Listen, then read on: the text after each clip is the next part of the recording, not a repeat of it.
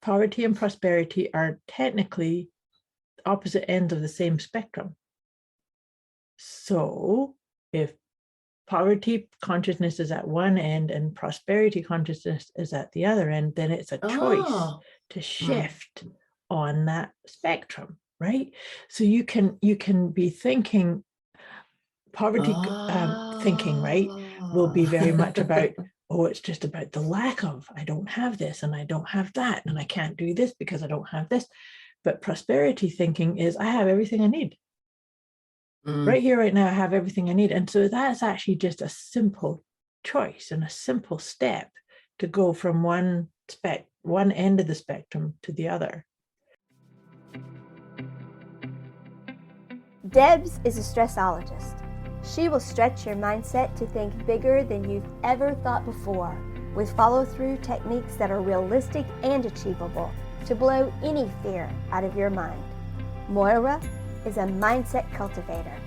She will help you align your personal trinity of self-trust, inner awareness, and self-confidence so that you discover and share your unique gifts and purpose. Together, their goal with these conversations is to share how our inclinations do not always work in our best interest and to provide the knowledge to leverage the gifts that already exist within each one of us. Their desire is to help you learn how to access the habits and behaviors that will lead to positive change and your best quality of life. Welcome to your deliciously motivated mindset.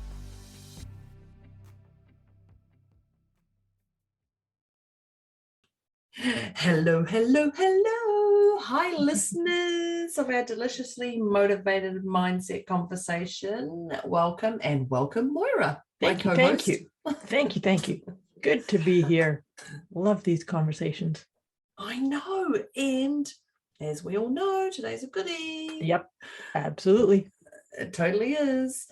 Thank you for joining us. So we're going to brainstorm some ideas about our subject today. But first is get priorities here. Yeah, get our priorities. We like to, well, actually, we don't. I don't. At the start, I'm just going to say we like to rate ourselves, but I actually don't. He doesn't like it. I go, damn, I've got to do this. So when I say we rate ourselves, we rate ourselves on a scale of 0 to 10. 0 being beautiful, lovely space you're in, emotionally, physically, just in that place of zen and calm, peaceful. Yeah. And 10, which is between 9 and 11, for those who think I have an accent when it's actually Moira, are pretty chaotic. And I call it your Wellington boots. You're stuck in the mud. Sometimes you can't even see where you're going and you just can't move, or you're rocking in the corner. Yeah. And so it's a great check-in for yourself to see where you're at the start of the podcast. There's a halfway little jiggy.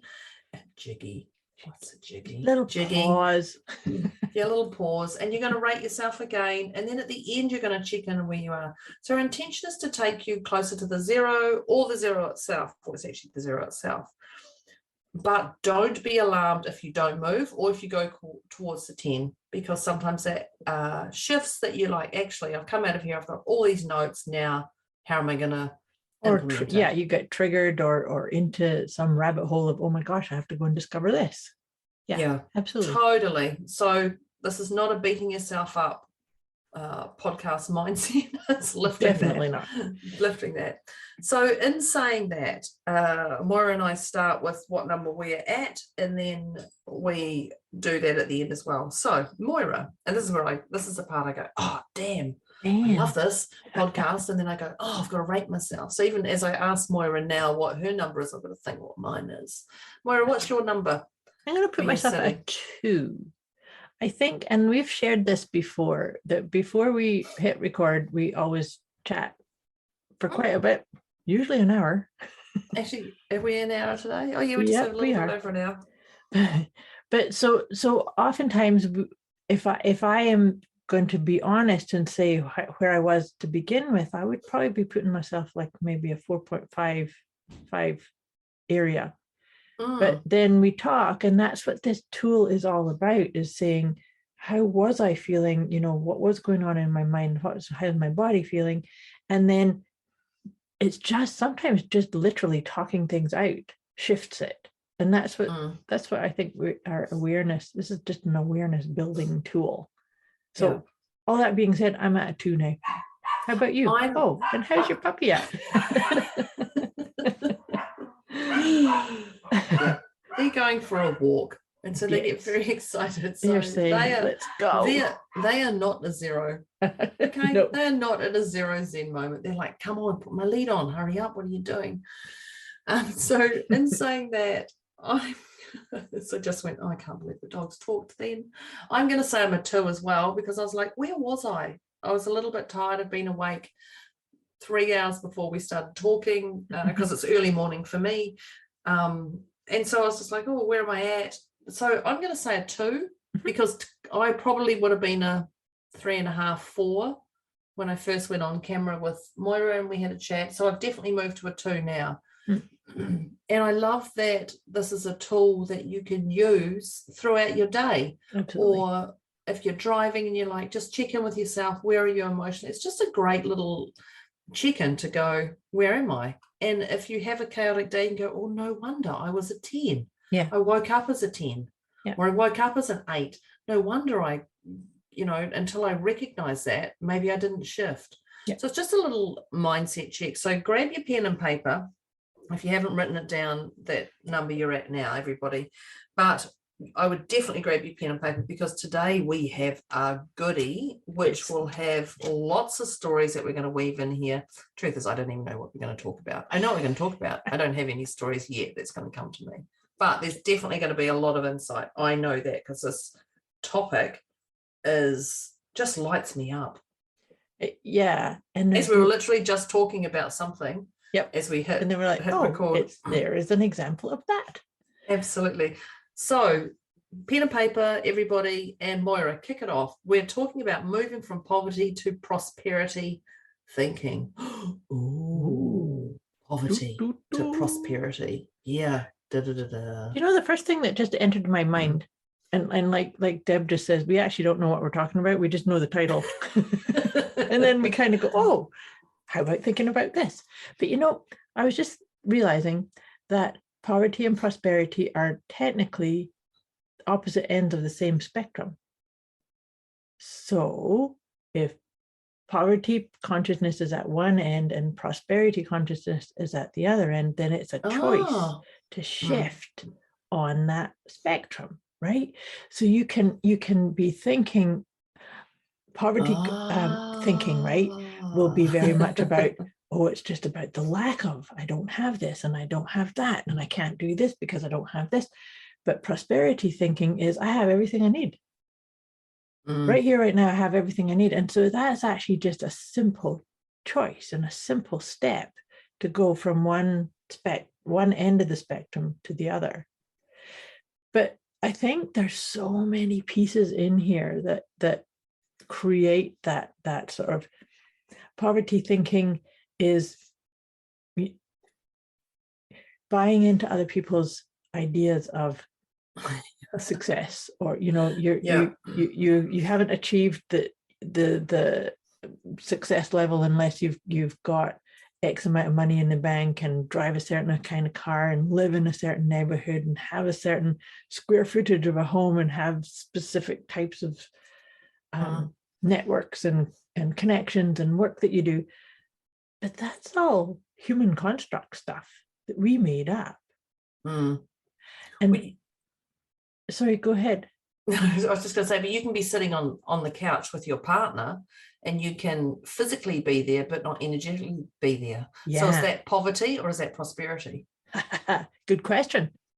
Do you feel fulfilled? Do you feel happy? Do you feel stable? Do you feel nurtured, calm? Yeah, there was a meme I saw recently. I don't remember it because, as we all know, if you've ever listened to us, Deborah doesn't remember half the stuff, but Moira can tell you. I can tell you what page it was on. She can tell you exactly. And it was around, they didn't use the word poverty and prosperity, but it was around, where is your wealth at? Do you wake up every day with a heartbeat? I'm like, clearly you do, because you're reading it, the message. And it was those sort of things, do you have water? Do you have someone who you can talk to, whether it's yourself, your own internal dialogue, or somebody, you know? And it was all those things. And I was like, wow. So when you think about that, that's all part of the prosperity thinking. Yeah. And it's not just the bank. That's right. Because growing up for me, that would have been the bank. Yes. That's how I was brought up, is the bank, is the money in the bank. But then you actually go, wow, where is that? Prosperity is fulfillment. Yes. Isn't it really? Yeah. And so where is that fulfillment? And that is around those things. Yeah. It's also, I think, fulfillment, but it's also about flow and ease and harmony and lighting yourself up and creating pauses to just check in. Is are these words I'm about to use, are these choices, are these people I'm hanging out with, are they in alignment with me, the highest and best version of me? That's all about prosperity too. Right? Well, comparing yourself to others is judgmental jealousy, and that's poverty thinking. And it's such an energy suck though, right? It's so emotionally draining. And the moment you see someone go, oh, they've got a car that's bigger than mine. Oh, I want that. Really? Do you want the car that costs this much money? And do you want the petrol that costs this much money? And do you want, your little car you can clean in 10 minutes, whereas their car, they're going to take an hour? Like all those things. And then you look at that and you go, actually, if I compare my little car to their bigger car, yeah, I've got prosperity because I can have another 50 minutes back in my day by cleaning the car. Yeah. Instead of having that whole hour it takes. Just for the record, I don't clean my car. I get someone else to do it. Just need to clarify that. Now, is that poverty or prosperity? I would say that's prosperity. I would say that's prosperity. Cost, but it's called, I don't like to do it, so I'm delegating it. Yeah. That's prosperity. Absolutely is. But the other thing that comes into this conversation for me is when we are in prosperity thinking, we have so much to be grateful for and so much to appreciate. Whereas when we're being in a mindset of poverty thinking, then we lose sight of like you were just saying about, just the running water and the heartbeat and the air and the, Well, I talk about the flowers and the weeds. You're focusing on the weeds over the flowers. Prosperity is the flowers, the weeds are poverty. So if you're focusing on that, that's all you're going to have around you, and you're going to get, I was going to say darker and darker. I don't mean darker because, but just lots and lots of weeds. Yeah, lots and lots of damn weeds. But it can be as easy as flicking a switch. Truly. It can be. However, there are days, we talk about this 0 to 10 check-in where we are. There are days when you are a 10 or you are an 8 or you are a 4.5, and that's okay. But it's just recognizing that and going, oh, I get this. I'm acknowledging that. And once you've done that, as soon as you acknowledge, you then go to prosperity thinking. That's right. Because you've acknowledged it.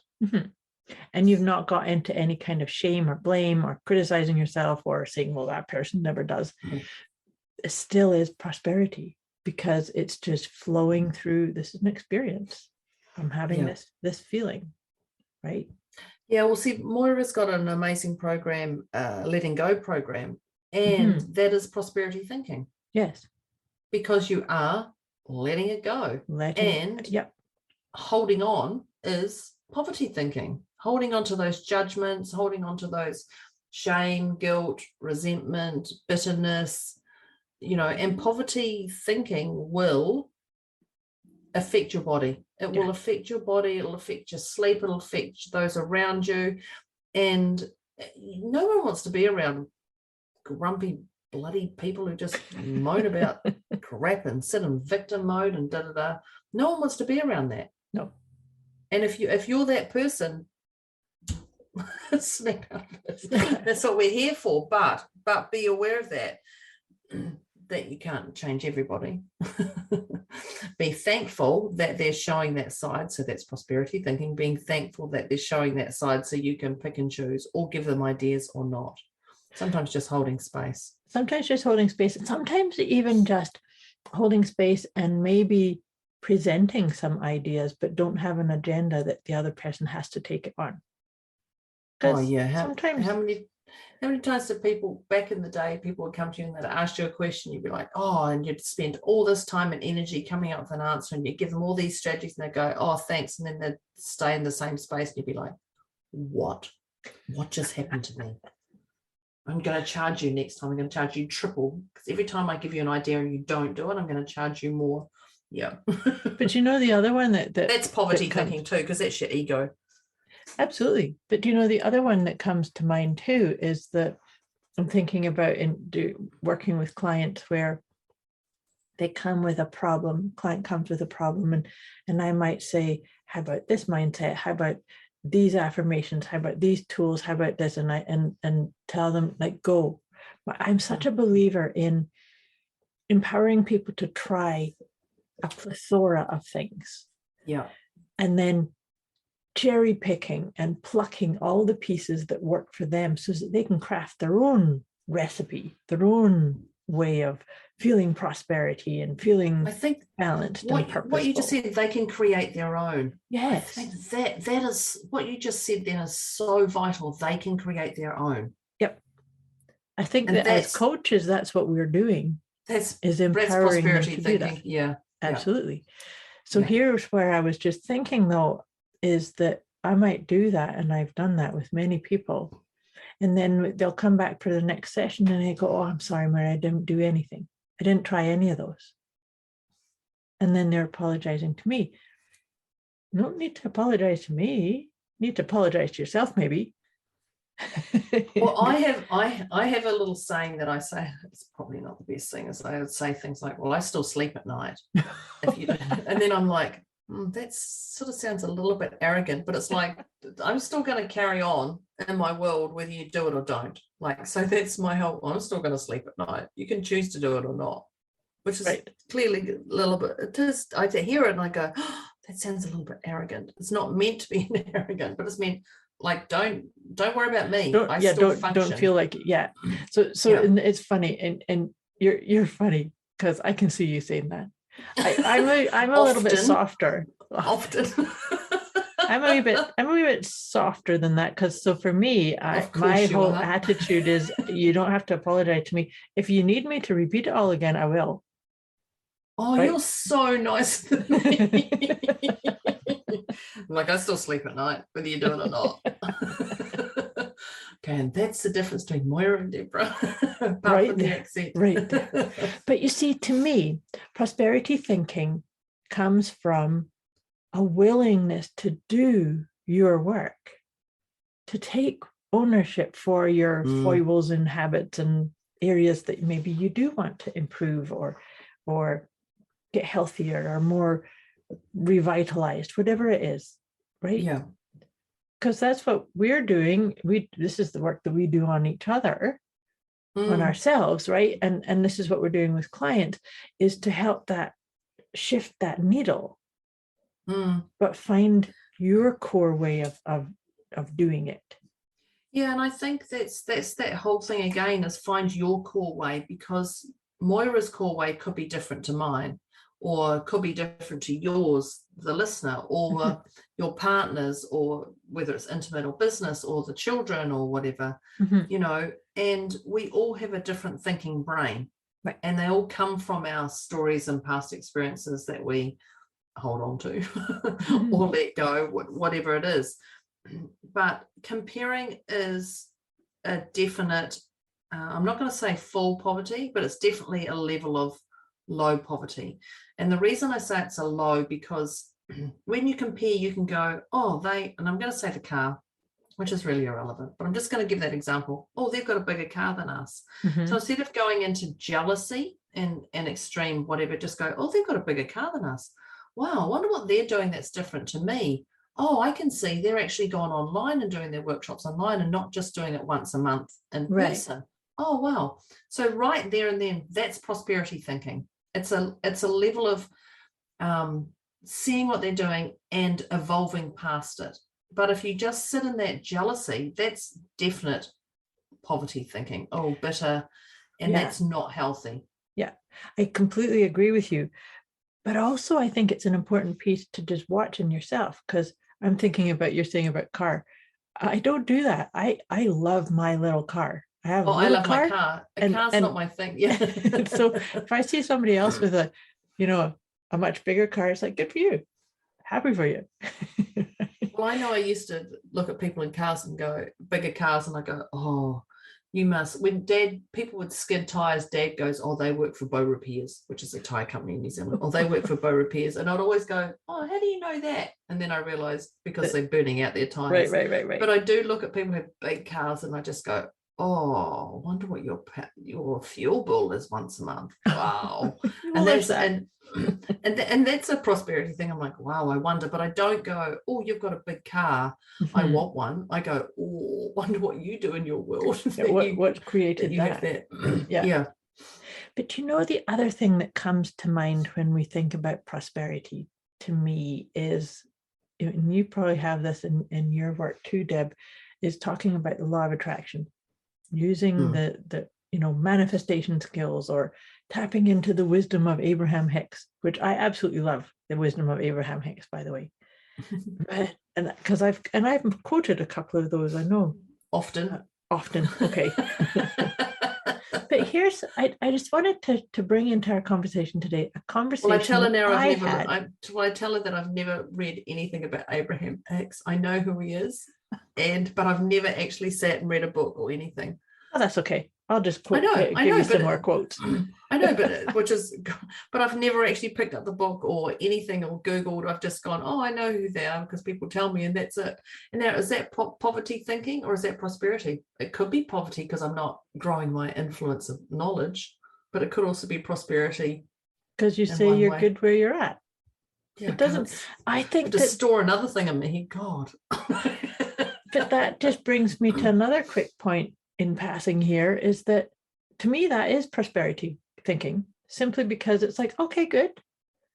I'll have people will say, oh, there's this great workshop happening and it's about something you talk about all the time. I thought you'd be interested in it. And I'm like, thanks. Thanks, but no. A quick wee message before we get back to this episode. You can get access to a special gift Moira and Debz have put together for you. Go to deliciouslymotivatedmindset.com/gift. When you sign up, you'll receive instant access to an inner peace kit and the 30 Days of Wisdom program, both of which is intended to help you feel deliciously motivated right away. Go to deliciouslymotivatedmindset.com/gift. but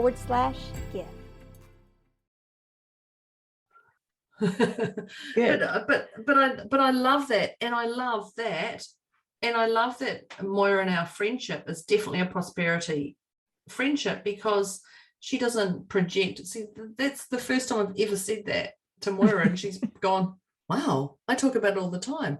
And that's okay. And she's never told me, have you read this? You need to read this, No. And what did you think about it? To follow me up if I say, yeah, I'm going to. That's just not how I roll. No. And that's our friendship is a prosperity friendship. Definitely. Because she doesn't project and tell me to do. Well, she guides at things. and it's a conversation. It's not, you need to do this to help you. Read this quote, understand this, go Google this, We definitely have ideas that we share. And I go, oh, I found this, might work for you or something, or not. But there's more suggestions and invitations, and it doesn't, I'm not going to get bent out of shape if I say, hey, I'm going to sleep at night. Yeah, I will sleep at night. But that's a prosperity relationship we have there. When you're not projecting, and it's a conversation, not a confrontation, and it just flows. Yeah, it does. Absolutely. Yeah. And excuse any noise that you might hear behind me. I've got some work being done. Just because my dogs have disappeared now. They're just moving around outside of this office. No, I wanted to go back to that story I was telling you, that I had this conversation earlier today. And actually it's funny because the person said to me, oh, do you know the work of Abraham Hicks? And I thought, Yes, yeah, yes, I do. so and she right there, says, prosperity thinking, Moira goes, yes, I do. Instead of going, because poverty thinking is ego, instead of going, oh, well, this is my favorite thing, and this is this, and this, and yeah. So that's just a little poverty, prosperity. Yeah, Yes. carry on. But so the reason that I was being asked this is because the boss of this person that I was talking to is deeply into this is her take on it. She's deeply into the law of attraction and follows the work of Abraham Hicks so that she can win the lottery. And I said, okay. I think so. That was the point, was that she's trying to use this law of attraction thing. This is this conversation. She's been trying to use this law of attraction thing to win the lottery. And I said, well, I'm so pleased it was you. I'm so pleased it was you who was talking and not Deborah when that came out of their mouth. So I said, well, there's a lot of people trying to do that. Number one. So it kind of gets muddied, who's going to win the lottery. So that's a stating a fact. Yes. Well done. Yeah. But then I said too, is that really what the law of attraction works with is the feeling. What do you want to feel? So if you want to feel happy because you think that winning the lottery is going to make you feel happy, good. Then go get busy feeling happy. Yeah. And that to me, that's the most important thing about the law of attraction. Is law of attraction is 100% all the time. It's working. So the law of attraction is prosperity. It is. Yes. And that's why I wanted to bring that into this conversation. It is prosperity, but it's the big picture prosperity. It's the waking up and putting your hand over your heart and going, welcome to this day. I'm so happy to be alive, and taking your breaths and feeling the exquisite energy flow through your body. That's prosperity. And with ease, I'm going to say. Ease, absolutely. And I use the reference, you can't push a wet noodle. And it's very true. And if you're trying to push that wet noodle, you just got to stop and change tactic, whether it's pause, whatever, because when you're pushing that wet noodle, that's poverty. Yep. Because you are stuck, you're rigid, you're trying to force something that isn't working for the universe, for you, for everyone else around. There's that's where that is. But when you're pushing a dry noodle, it just flows. You don't. It just very flows little with effort from you. You can do right? it. I was just going to say you can do it with one finger. Just guide it along with the one finger.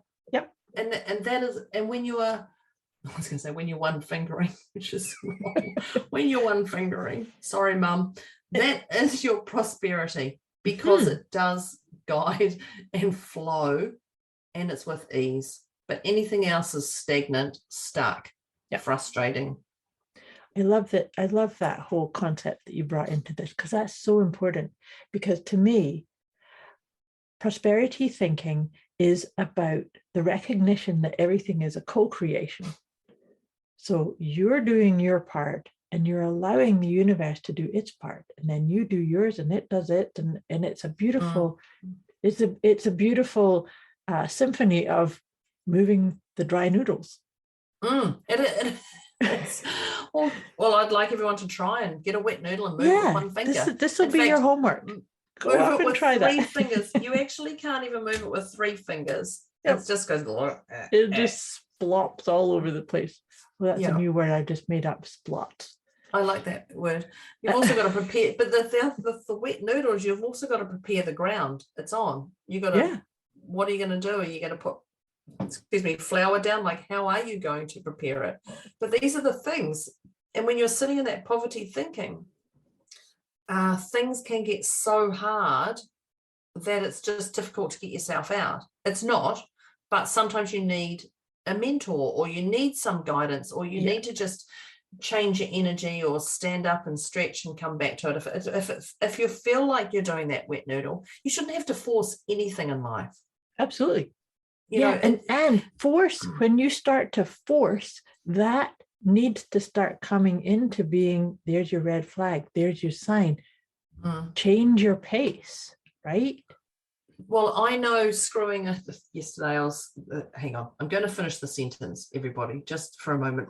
Yesterday, I was screwing some screws into the wall and taking things out. Thank you, Deborah. And it was getting hard. And Dad was saying, Deborah, take it out and start again. I'm like, no, it's going to break itself free, and it's going to, because Deborah knows more than her father when it comes to screwing things in the wall. And I was like, no, it's some going to reality, maybe. yeah. And he was, and I was like, no, it's gonna, what do they call it? Double thread it. No, it's gonna fix itself. Right. And so I was forcing until it broke. Now this is what happens. So is that prosperity or poverty? That's ego, poverty. Because if I'd stopped and listened to Dad, or even just went, God, look how much I'm forcing this just to get this out, and then get this one in, I'm better just to stop, shake it off, hand it over to somebody, any of that sort of stuff. Surrender. And that's just Surrender. Yeah. But it is that poverty is that, I'm going to say ego brain, that is that lower mind thinking, until you can acknowledge it. And the moment you acknowledge or see or witness or go, oh, I get it. Yep. You've just jumped straight from a 10 up to a 2 of, oh my God, I get it. I now can see clearly what I'm doing. Yeah. But I was just thinking, as you're saying that the poverty thinking is coming from a thing of, you have to do everything and you have to be in control. And if it starts to derail or go a bit south or wonky, it's because you did something wrong. And so you have to keep working harder. Yeah. That's not true. Don't be selling yourself that story, please. Well, see, it's a single mom, because I grew up, hang on, I didn't grow up. Well, I'm still growing up. Yeah, you didn't grow up. Nope. My daughter, so I am a single mom growing up. My daughter was growing up with a single parent, and people felt sorry for me, and other people judged me for that. And I was like, wow, I didn't know this was a thing. But I didn't know it was a thing. I believed that you have to do everything on your own, to stop asking people for a handout. And the handout's not money, or the handout was more, can you look after my child? Can my child stay for something? at school another 10 minutes and then I can get there on time? Even just asking for that would put me into a scale of 0 to 10. It would put me into a 10, having to ask for help, because I'm a single mother. I can do all this on my own with my Wonder Woman clothes. No. And people don't offer to do, look, do you want me to look after your child until, because you've been late a couple of times, would it help if we just stay behind another 5 minutes? It makes no difference to us.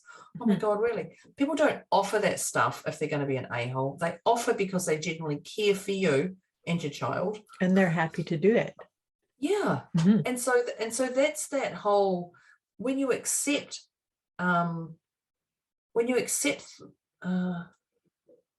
acknowledgement, those sort of things, you've gone straight to prosperity thinking. When you accept others' help, you can label it help. I didn't want to say the word help, but you know what I mean. Support or support, guidance. Yeah.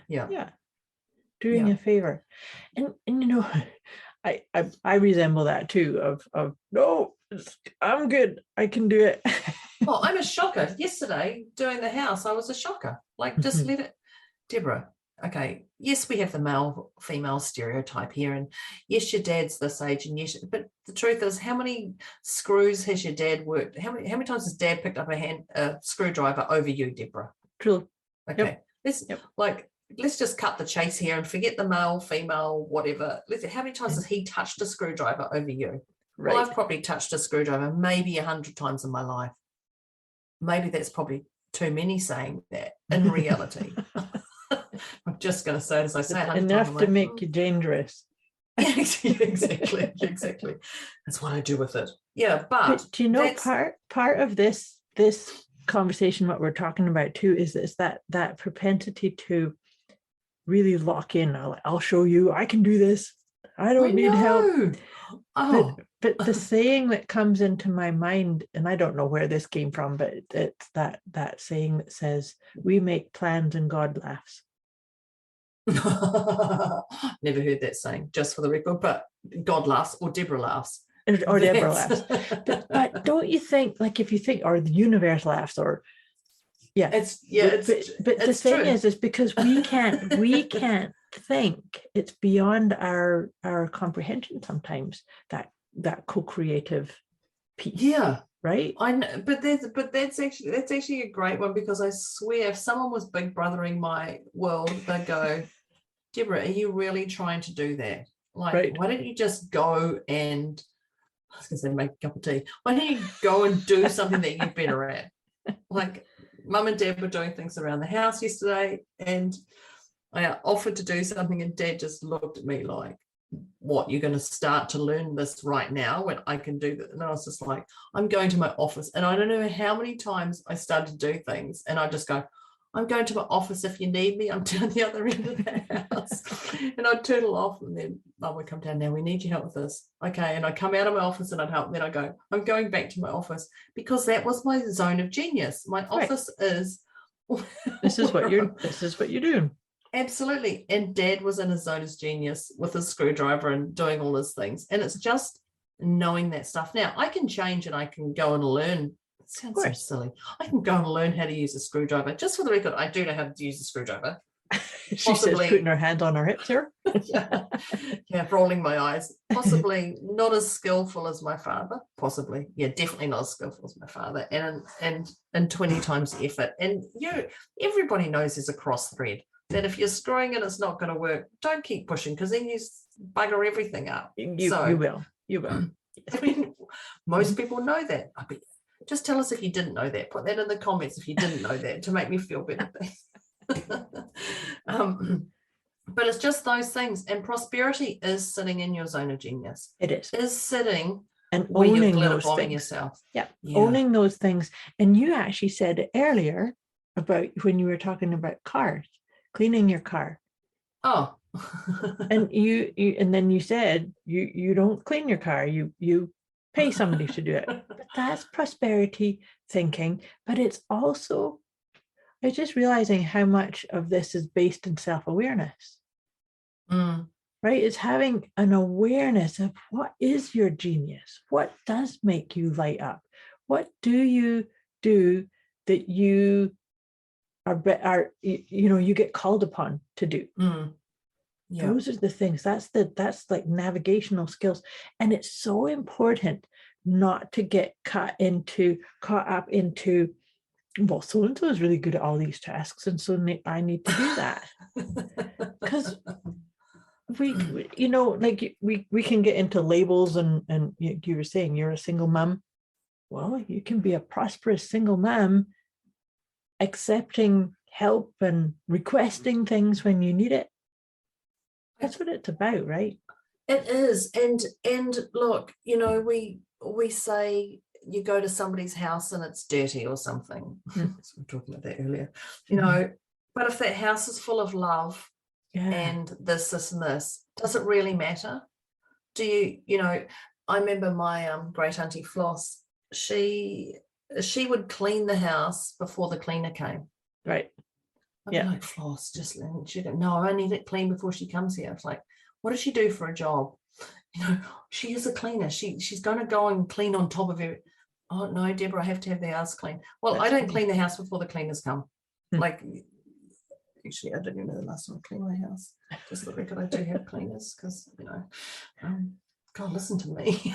But you don't have to do that. Now, is that poverty thinking or prosperity thinking? I think it's prosperity, because I'm sitting in my zone of genius. My zone of genius is not cleaning the house. No. So this is a big takeaway, because we are now wrapping up our conversation. Oh yeah, we are too. We are. But this whole thing about finding your zone of genius, gravitating towards that, and really being appreciating that, and appreciating that everybody else around you is doing the same thing. So my zone of genius isn't going to be the same as yours, vice versa, but we can all co-create and cohabitate so much easier when we lean into my cup is half full. I always have what I need around me, and I appreciate this life, this path. Yeah. Right. Well, I was just thinking, your prosperity thinking is when you make decisions from your heart. Yes, very much so.